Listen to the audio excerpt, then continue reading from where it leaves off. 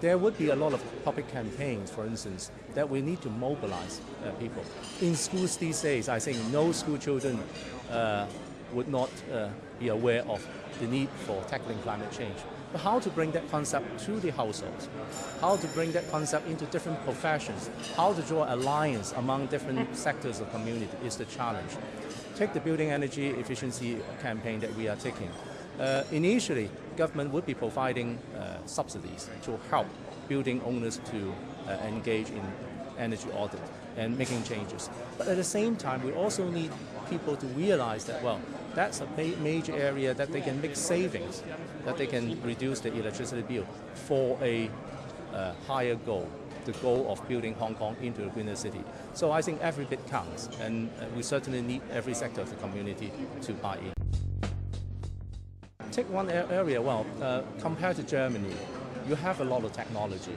You are the producer of vehicles. Hong Kong is actually a market, a user. But there is in fact some synergy between the two. For instance, we are a city of greener transport. So we are embracing every single product of electrical vehicles coming to Hong Kong.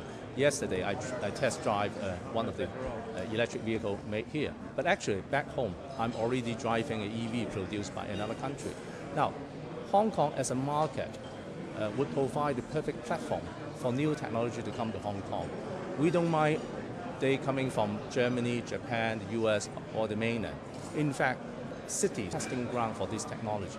And in fact, that would also raise people's awareness and help new products in easing into the market and also building an economy of scale. If more cities, for instance, are using electric vehicles, that might send a fair signal to car manufacturers that they should speed up. And Hong Kong is in fact now being designated as the first city among certain car manufacturers outside their own country.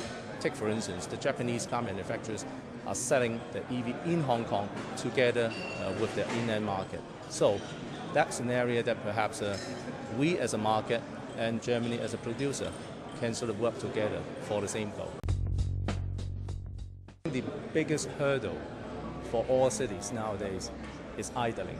It's do nothing. I think that's the major obstacle. I think, as I mentioned, every bit counts. In cities, I think certainly not every single environmental policy will meet with full satisfaction by the entire community.